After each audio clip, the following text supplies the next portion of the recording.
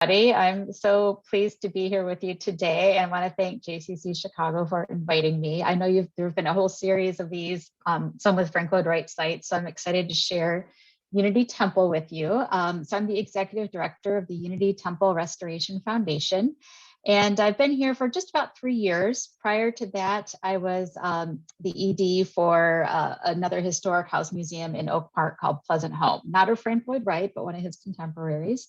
But I've been a fan of Wright's forever. I'm a docent at his home and studio in Oak Park, and have made it my mission to visit as many Wright sites as humanly possible. And my poor children, who are 13, are probably getting a little tired of these house tours, but that's too bad. It's part of being in the family.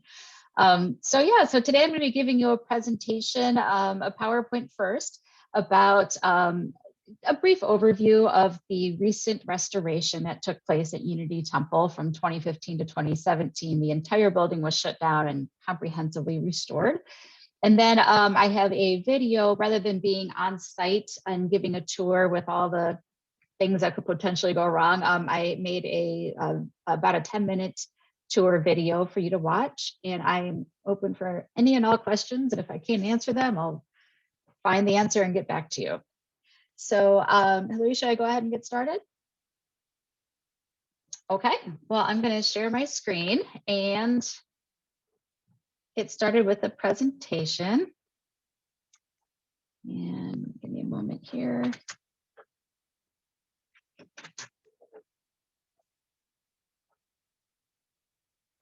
And let me do something else.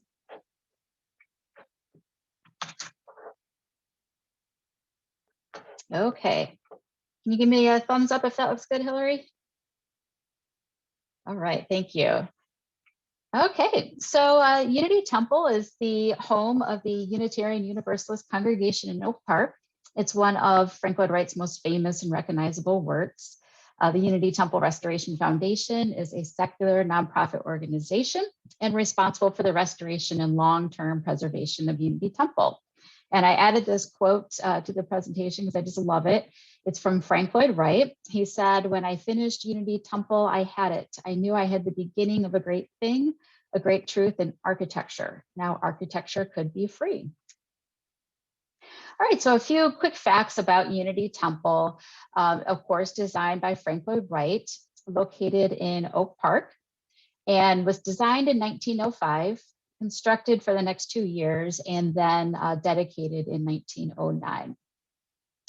Unity Temple is part of a UNESCO World Heritage Site. I'll tell you more about that a little later. It's a National Historic Landmark and has been so since 1970, and it's also a state and local landmark as well. It's well known for being experimental in design. The features poured in place reinforced concrete. If you're familiar with Lloyd Wright's Wasmuth portfolio from 1910, it was featured there as well, and has been home to the original Unitarian Universalist congregation since the beginning. So on the left on this slide is the former Unity Church. It was a Gothic style, pretty traditional looking church dedicated in 1872. But in the early morning of June 4th, 1905, lightning hit the steeple of Unity Church. The entire structure was lost, and only a piano and a few pieces of classroom furnishings were saved. Fortunately, no person was harmed. However, from this disaster came the inspiration for a different sort of structure. So Wright's design for Unity Temple flowed through 3 stages. The first design featured a brick exterior and decorative interior features that were never fully realized.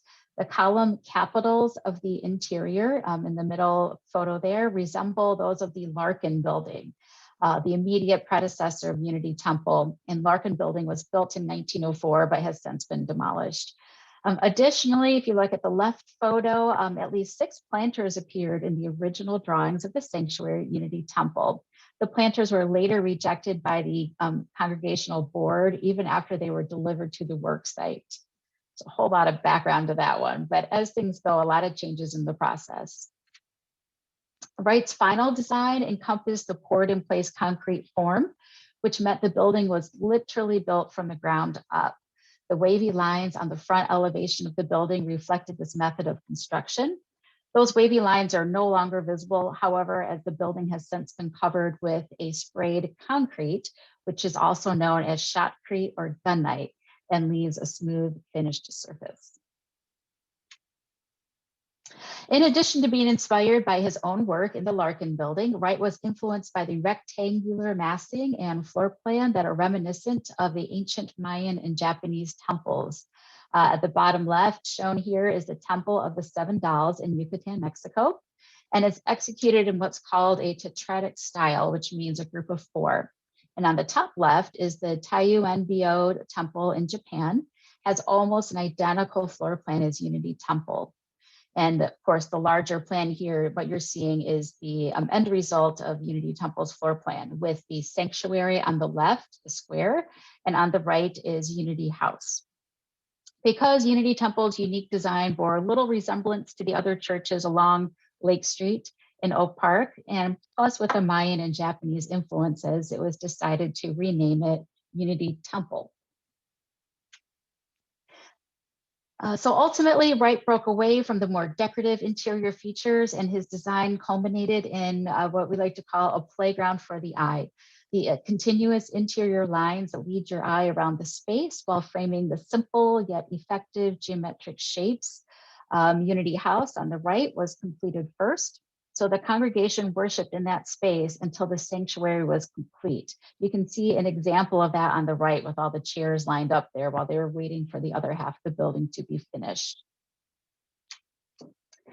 So after many years of deterioration, the National Historic Landmark was named to both Landmark Illinois and the National Trust for Historic Preservation's endangered lists. The Unity Temple Restoration Foundation secured needed funding from the Alpha Wood Foundation, which is a Chicago-based private foundation, and along with a congregation and private donors, we made a 3-year, $25 million restoration possible. So the deterioration of concrete was a significant portion of the restoration. Here you can see large cracks in the foundation, the earth is eroding, and pieces of concrete would start to fail and fracture throughout the building's exterior. So the team from Harbo Architects, the restoration architects, spent nearly a year developing innovative techniques to repair cracks in the building's plaster interior and concrete exterior. Here you see a construction worker applying that shotcrete that I mentioned to the wall surfaces. It's also known as gunite. Shotcrete was originally added to Unity Temple in the 1970s by Lloyd Wright's son, Lloyd, who was also an architect, and that greatly helped with the stability of the building's exterior. The incorporation of 9 geothermal heating and cooling wells provided the temple with air conditioning for the first time in its history. It would get so hot in this building, which holds its temperature very well, that the congregation couldn't even worship there, typically in July and August. But now, not only are the congregants, tourists, and those of us who work in the building much more comfortable, the air quality is much improved. And now, with more learning through the pandemic, air quality is more important than ever. So Wright referred to this pioneering work of early modern architecture as his little jewel box. So fittingly, a major portion of the restoration focused on the building's art glass. Every single piece of art glass was removed from the building, cataloged, crated, and then shipped to Judson Studios in Los Angeles for restoration. Unity Temple has 16 separate flat roofs. And over the years, water damage threatened the integrity and stability of the plaster as well as the wood trim. So here's a quick peek at the before and after photos of one of the columns in the sanctuary. You can see at the top left, the ceiling was just in desperate need of repair. And then again at the bottom, that's the after results. It's just beautiful. So an extensive research and discovery process was conducted to determine the best way to accomplish the plaster texture and paint finish on the interior walls as Wright intended. Ultimately, it was decided to remove the outer layers of paint, apply a textured coat of plaster, and then a new paint was applied with care, emphasizing an uneven light and dark application, which creates the suede-like finish, which is the way it was originally finished. Every single piece of wood trim throughout the building was removed, cataloged, shipped away for restoration, and then reinstalled. If you were to line up the trim from end to end, it would cover approximately 16 miles. So there were a lot of ADA upgrades and the addition of a catering kitchen, which helps the congregation more fully utilize the building, as well as tourists and renters of Unity Temple. The first floor of Unity Temple is fully accessible, including a gender-neutral accessible bathroom, but the sanctuary itself proved to be a little more difficult. Harbaugh architects worked through several scenarios, including a concept of a lift to get up a handful of stairs to the sanctuary.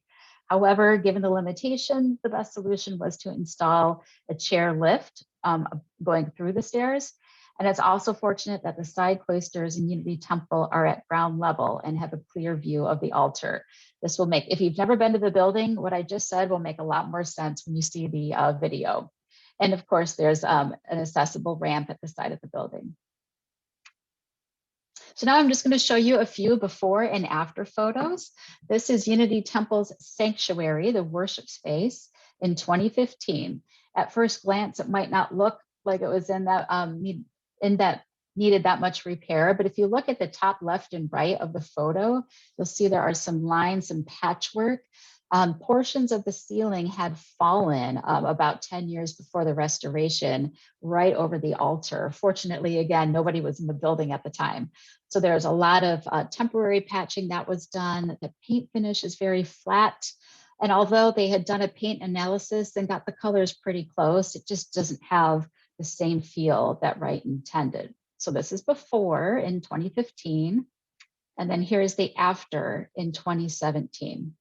I'm going to flip back and forth, before and after.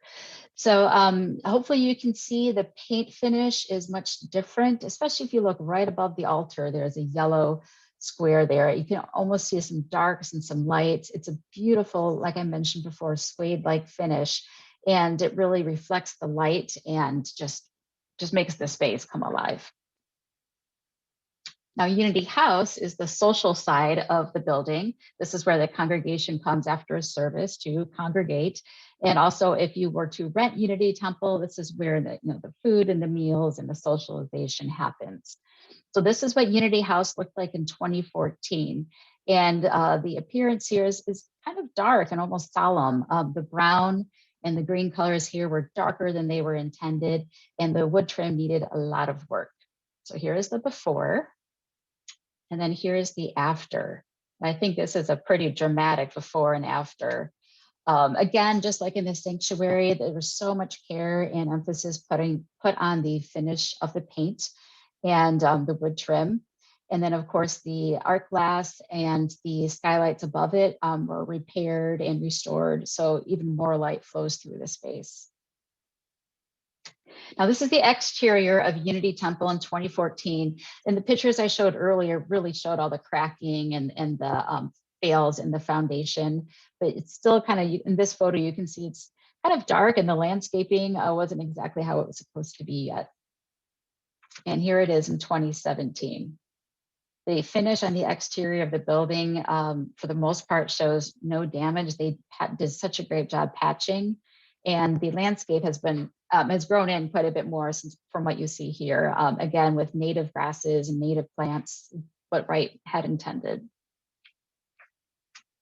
All right, so in 2017, Unity Temple reopened for services in June, and then the building once again provides a warm welcome for parishioners, community members, and Frank Lloyd Wright fans from around the world. Unity Temple Restoration Foundation presents artistic and educational programming. And here on the bottom left, you see shots from the Winifred Hahn and dancers who performed pre-COVID, and Duo Diorama on the right, and they are part of our Unity Chamber Music series. Quickly about this UNESCO World Heritage, if you haven't heard about it yet, in July of 2019, Unity Temple was named one of 8 key works by Frank Lloyd Wright to become a UNESCO World Heritage Site. And the entirety of that site is called the 20th Century Architecture of Frank Lloyd Wright. This raises Unity Temple to the same international status as Machu Picchu, the Taj Mahal, and the Statue of Liberty. And you can see on the right there, those are the 8 buildings that are part of this World Heritage Site. And Chicago and the surrounding area of Oak Park has 2, with Unity Temple and Roby House. Taliesin is in Wisconsin. The Hollyhock House is out in LA. Falling Waters in Pennsylvania. Jacobs 1 is a private residence in Wisconsin. Taliesin West is in Arizona. And then of course the Guggenheim in New York. So as many public rights sites have experienced, Unity Temple had to close in March of 2020 and has yet to reopen to the public. We are working with the congregation's task force to determine protocols and safety measures for reopening for church services, tours, and programming. Right now, the date we're shooting for the congregation and for our programming is September. Of course, UTRF will keep everyone posted as we eventually reopen, hopefully by September. In the meantime, like many organizations, we've been providing virtual programming with our chamber music series. You can see a representation of this on the top left. We had artists, performers come in and pre-record at Unity Temple, and then we offered the events via Zoom. We've also been actively engaged in Wright virtual visits. If you haven't heard about this yet, I think maybe you have with some of the other sites. It's a collaboration that I put together with representatives from Frank Lloyd Wright Foundation and the Frank Lloyd Wright Building Conservancy. And it's a wonderful collaboration with public sites around the country, providing side-by-side tours of 2 spaces via Facebook Live.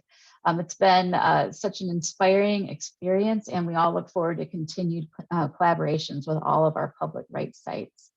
And then lastly, before I wrap up, oops, sorry about that, this presentation, wanted to let you know that there was a documentary that was filmed during the restoration. And it's also, as you can see here, narrated by Brad Pitt. We're pretty excited about that. This was released virtually. We had planned on having it released in person, but then COVID hit. So that was released virtually last fall. And we are going to be producing DVDs coming soon and then releasing it again to the public later this year. So if you're interested in receiving a DVD, you just go to unitytemplefilm.com and you can get on the waiting list. We also have a Wright Virtual Visits live tour this Thursday, May 13th. It's going to be comparing and contrasting the Monona Terrace in Wisconsin and the Marin County Civic Center in California. These Wright Virtual Visits are always free. And if you're not on Facebook, they are recorded and you can see them anytime you want afterward. And remind me if I don't remember to do it during the Q&A, I can provide links to these things in the chat box. And let's see here. Yep, we talked about the DVDs. Oh, actually, one more thing. We have one last Unity Chamber Music Series concert happening on May 30th. It's a Sunday afternoon. It features Ming-Fan Xu, who is a violinist, cellist Alexander Hirsch, and pianist Winston Choi. Those tickets are only $20 for the virtual concert, and then registrants have the opportunity to view it afterwards as well as often as you would like. We'll also have Q&A with the performers. And then that probably will be the last fully virtual event we have, because we're really hoping to get back to in-person soon. So if you happen to frequent social media, our handle for Facebook, Instagram, and Twitter is at FLW Unity Temple. I see our website there, utrf.org. We have many gorgeous photos and a lot of information about our fundraising and programming efforts. So that is it for that presentation. Oh, thank you, Hillary, for putting utrf.org on there. Any questions here, or should I continue on with the video and then questions after that? Let's check out the video and then we'll do questions at the end. Sounds great. All right, so bear with me as I share my screen again. Oops, sorry, 1 second.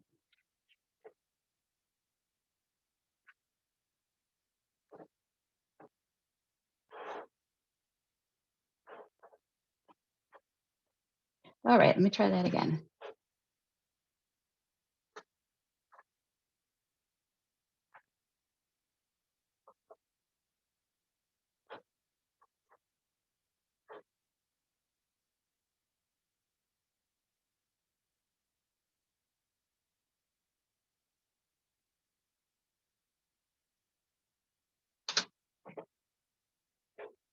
My apologies, I forgot to share the volume. Let me try that again.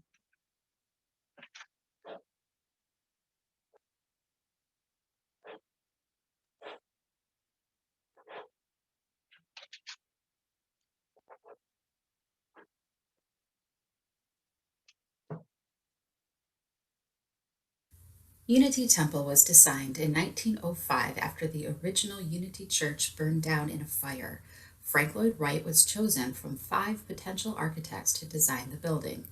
His mother Anna was a member of the congregation, and Wright had designed homes for other congregants, including Edwin Gale, who sold the property to the congregation for $10,000. Unity Temple was constructed from 1906 to 1908 and dedicated in 1909 and is still home to the original active Unitarian Universalist congregation. The basic plan of the building includes 2 functional spaces divided by low transitional space, poured in place concrete that was originally mixed with wavy patterns on the exposed surface, revealing the method of pre-pouring concrete into a mold. Wright considered the irregularities of surface as part of the building's natural ornament and organic beauty. Wright stated he chose concrete for Unity Temple because it was inexpensive and the budget was only $45,000, although the final cost of the building ended up being $80,000. In the 1970s, as the structure began to show cracks, Frank Lloyd Wright's son, Lloyd Wright, suggested the solution of shotcrete, which was sprayed over the surface to stabilize it and has a more even appearance than the original concrete.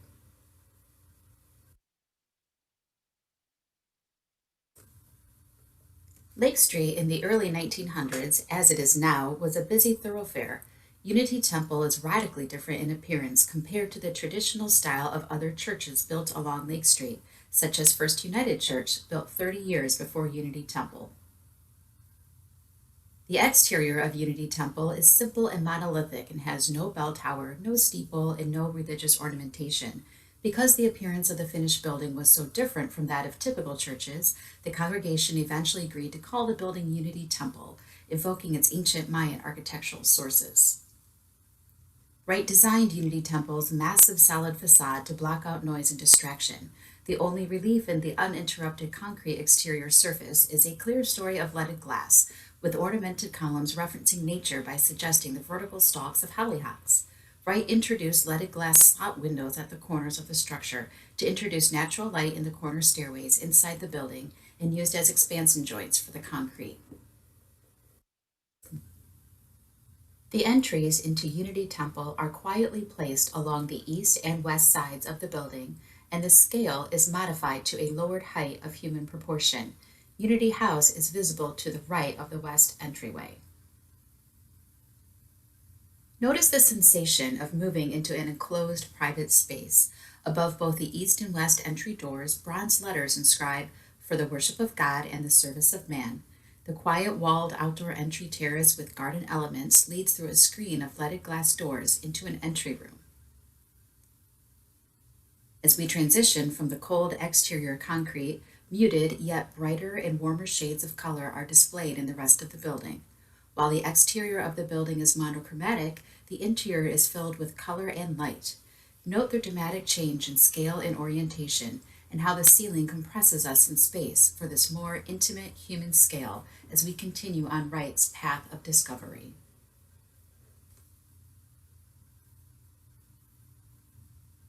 As we walk into Unity House, notice the change in ceiling levels, color, and light moving through the reception hall into the space. During the first decade of the 20th century, Frank Lloyd Wright was part of the Chicago School of Architects, who developed the first original American style of architecture, eventually termed as Prairie Style. Unity Temple embodies many of the residential Prairie Style characteristics. At the center of the hall is a great fireplace, above which Wright intended to install a painted mural that was never executed. In his prairie houses, Wright uses a new open plan with a large central room flowing into the adjoining living spaces, creating multi-purpose areas. On each side of the central hall are open connecting alcoves that Wright intended to partition with folded leaded glass doors, which were never executed. The skylights are recessed between 15-foot ceiling beams, which are hollow. Their purpose is to frame the glass in deep light wells. Skylights emit natural light from above through the crisp geometric designs of the glass. The rectangles and squares represent an abstracted pattern of leaves. Woodwork creates a continuity of line that unites the room into a single composition. Notice how the wood trim wraps around the walls, columns, and ceiling, forcing the eye to move along with it. The purpose of Unity House is to provide a space for the congregants to socialize after services, and also serves as a space for dining and social activities for those who rent Unity Temple for a wedding or social event. The balcony level of Unity House holds 3 classrooms, and the space continues to be used as Sunday school classrooms for the congregation today. The windows form a continuous ribbon of light encircling the building and repeating the pattern of white squares as a decorative motif. The capitals of the Hollyhock Columns are also visible here. These balcony alcoves were originally open, but in the mid-century they were closed with partition walls for practical purposes. During the restoration, the walls were removed and glass was installed, allowing the light from the windows to filter through while satisfying the needs of the classroom. 4 vertical corner piers are the primary structural support of this room, and 4 piers support every room in Unity Temple. The library, which was originally the minister's office, occupies the 2nd floor above the entry hall and overlooks Unity House and all of its various activities. When Unity Church burned to the ground in June of 1905, the then pastor, Rodney Johannet, wanted a modern building that would embody the principles of unity, truth, beauty, simplicity, freedom, and reason. Frank Lloyd Wright embraced these principles as well as transcendentalism, a belief that God is manifest in the beauty of nature and all living things. Wright often stated that he worshiped God with a capital N for nature. Passing through the lobby, we are confronted with a blank wall with no apparent doors. Frank Lloyd Wright is once again forcing us to wind our way through his path of discovery to enter the sanctuary. Wright utilizes the design concept of compression and release to fully prepare us for the unveiling of the sanctuary. We are compressed through this narrow entryway and find ourselves in one of 2 cloisters, a term used to describe covered walkways open alongside outdoor courtyards. Wright was suggesting that this space is similar to an outdoor experience. The main floor and altar are visible from below, creating space for choirs and latecomers during services. Wright described this space as the noble room. Because of the lower level of the entry corridor, we feel that we are on an elevated platform, ennobled. The other elevating characteristic of this room is the light. Wright stated that he wanted to create the effect of a happy, cloudless day, regardless of the often temperamental Chicago weather. Looking up to the ceiling, we see intersecting concrete beams into which are set 25 square skylights of identical design in amber and yellow. The ribbon of clear-story windows lightens the weight of the concrete roof. Wright uses geometry to define the space and create texture and rhythm. There is simplicity and reason in the orderly arrangement of details. The sanctuary was the last portion of the building to be completed. The congregation met in Unity House for more than a year, waiting for the completion of the sanctuary. The sanctuary is the most complete and elegant expression of Wright's Unity Temple design. All of the essential design elements are combined in this room, a perfect cube with unending wood trim and suspended light fixtures in the form of spheres and cubes.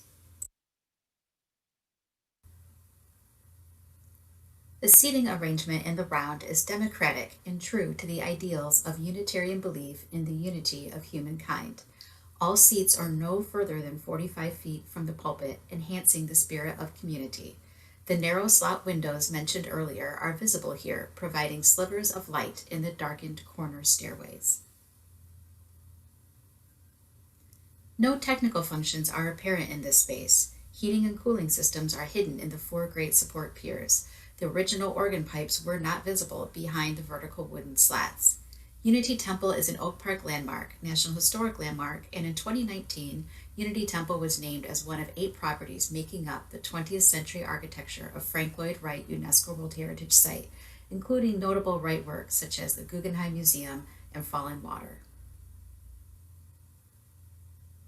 Thank you for joining us on this virtual tour today, and we look forward to hosting you in person in the future for a tour or to enjoy one of our many cultural programs.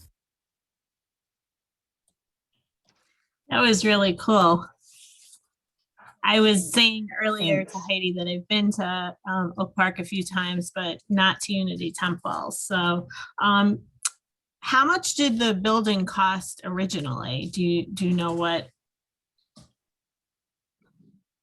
Yeah, so the budget was originally $45,000. It ended up being $80,000. So Frank Lloyd Wright definitely went over budget, and also the project took longer than originally anticipated, as they do.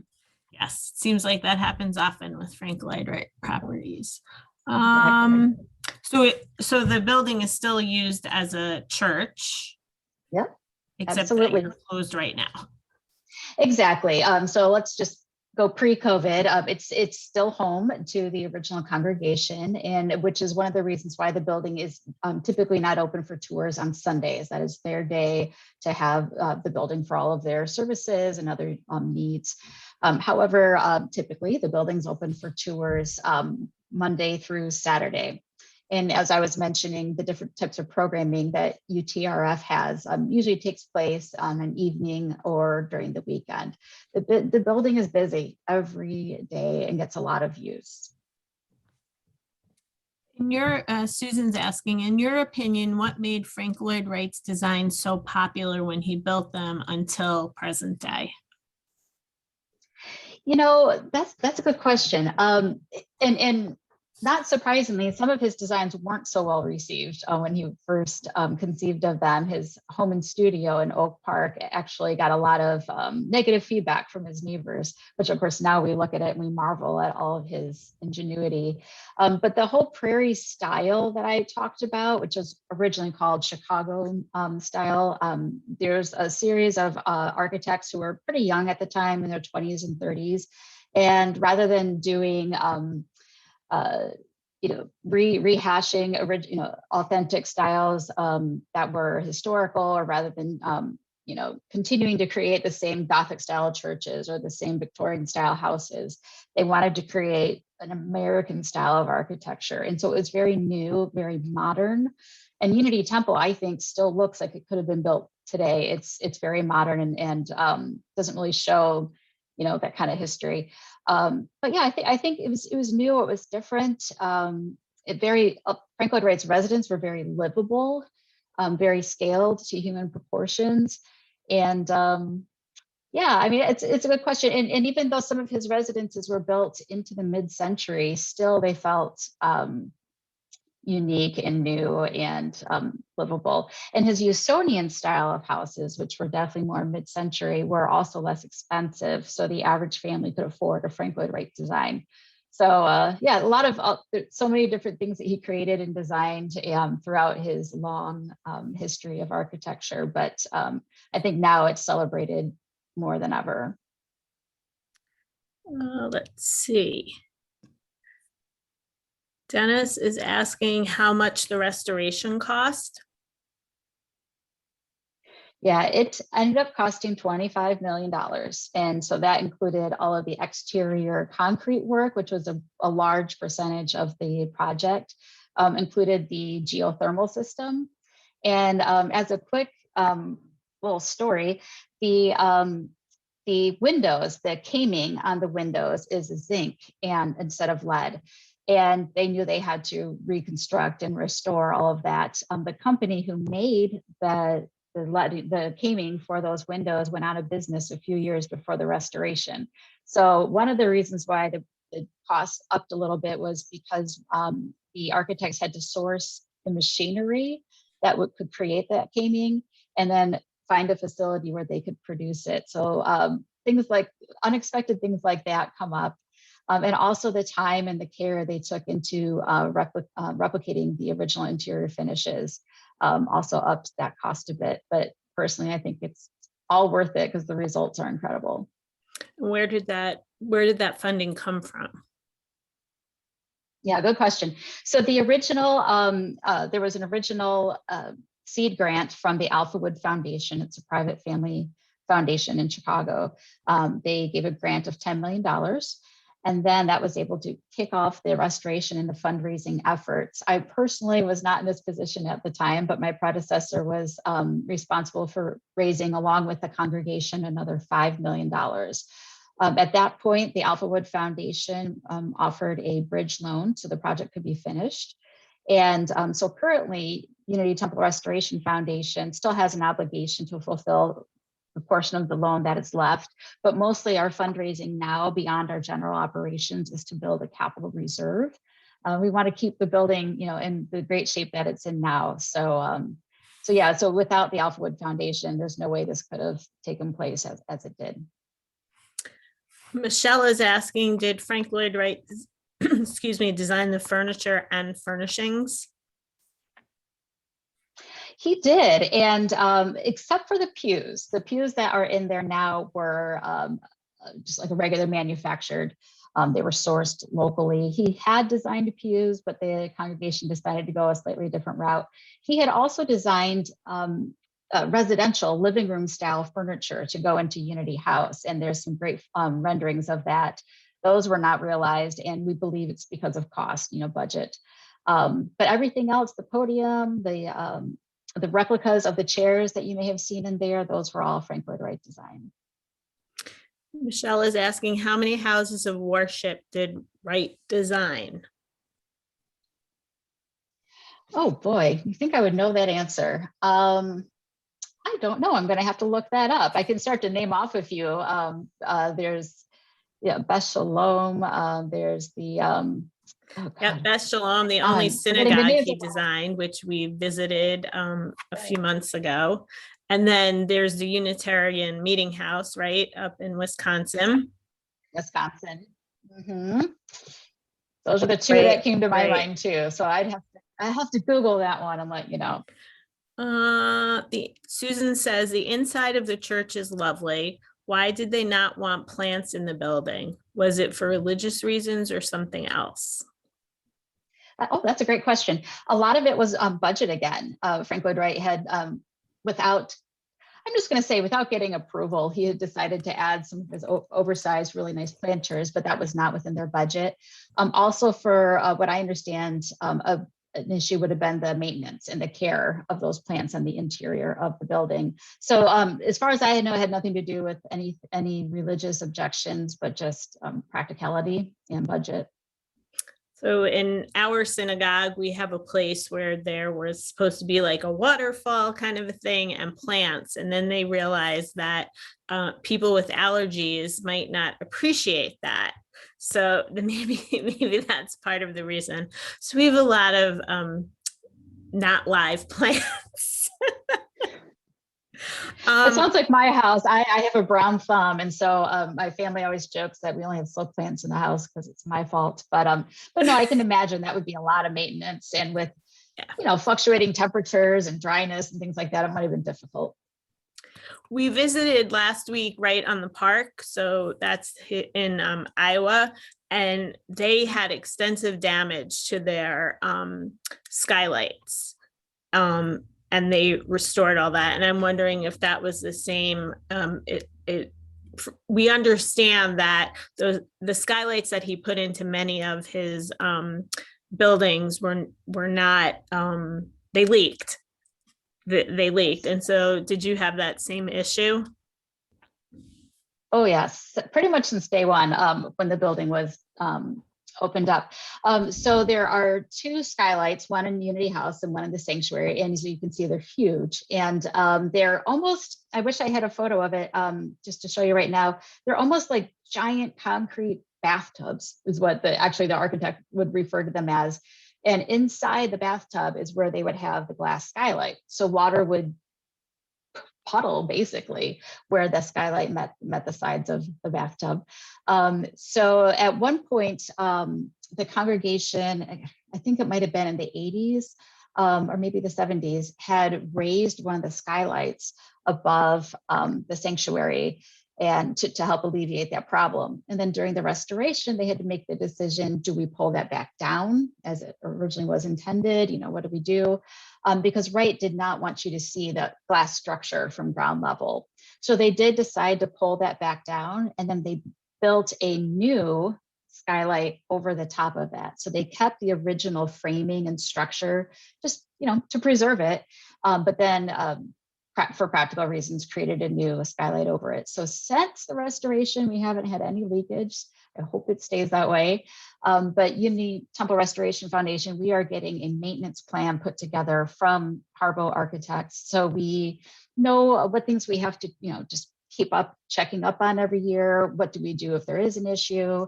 You know, the day will come where those of us who are here now are no longer here, and what do you do when these things arise? So we're getting that plan together, and we'll want to be conducting routine maintenance checks and things like that to prevent leakage and other things from happening. I wonder if he ever thought that his buildings and his projects would last so as long as they have, and people would care so much about them that they, you know, they would spend the money to restore them to their original glory.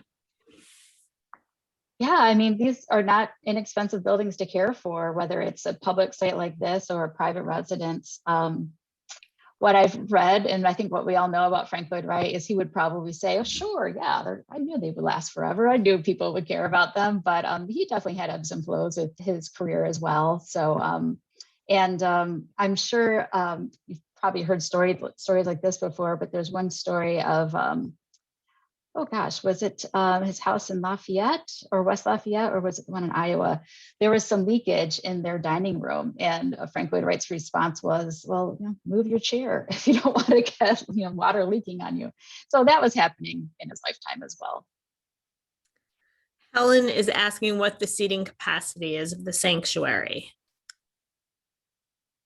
So this is kind of a funny internal joke, inside joke. Technically 350, but we say according to, you know, current American standards, probably more like 300. But it's shocking because when you're in the space, it does not feel that big. And because we have the multiple balconies in the round, that's where you pick up that extra seating. But you'd be surprised when you're in the space. If you haven't been there already, you'd be surprised at how many people can fit in there, because it doesn't feel cavernous or anything like that. Allison said when she toured Unity Temple a few years ago, 6 or 8, I thought there was a curtain in Unity House. There was, yeah. So on both sides of the main tall structure of Unity House, there's the I just forgot the term. The side spaces, the side rooms that Wright originally wanted to have leaded glass doors to section those off, which I wish those would have come together, because that would have been neat. But due to budget, they weren't able to do that. So for a long time, you're right, there were curtains. I believe there were velvet curtains sectioning off the 2 side rooms. But because those weren't original, it was decided to just leave them open the way they were in 1908 when the building was finished. She's also asking if the fireplaces work. Yes, they do. There's one fireplace and it does work. It's a gas fireplace. And in the winter, even though it's not necessary for heat, we do try to turn it on quite a bit, especially if there's programs or events there. Yeah, and it even has a remote nowadays. You just press the remote and it turns on. James, thank you so much for checking for us. Answer to Sacred Spaces by Wright is 10. James is one of the docents who toured us around another Frank Lloyd Wright property. So thank you for checking that. And wonderful. I don't see any more questions in the chat box. So if you have a question, this is the last call. What's your favorite spot in the building? Is there a place that you go just when, you know, being the executive director of a historic building, I'm sure has its stressors. It also has its perks, right? You know, my office itself, I'm not in it right now. I'm in my home with my lovely background, but my office itself is on the lower level below the sanctuary. No windows. It's just a small little space we're crammed into. So I do almost daily exit my little space when I'm working there and just take a walk through the building. There are some days where, you get busy and I've got kids and I'm rushing home to be with them and I forget about the space that I get to work in. It really is, quite a privilege to be there. I would say, not surprisingly, the sanctuary. There are times when no one's in there, or especially now during COVID, I can go in there and be all by myself. But just to go up to one of the upper balconies and just sit and look out the windows and just look around the space, it really does kind of hug you when you're in there. So that tends to be my go-to. Great. Thank you so much, Heidi, for joining us today. We really appreciate it. And, we're hoping that we'll get to come and visit soon. For everyone who joined us on the call today, thank you. Please visit our website, jccchicago.org. Tomorrow, we're visiting the Lillian and Albert Small Capitol Museum for actually a live tour around Washington, D.C. So that's on our website. And then in June, we'll be visiting a couple more Frank Lloyd Wright sites. I can't remember them off the top of my head, but those are also on our website. So thank you again, everyone, so much for joining us. We appreciate it. Heidi, again, thank you so much for your time and your expertise. We appreciate it. Have a great day, everyone, Thanks and for stay having safe. me.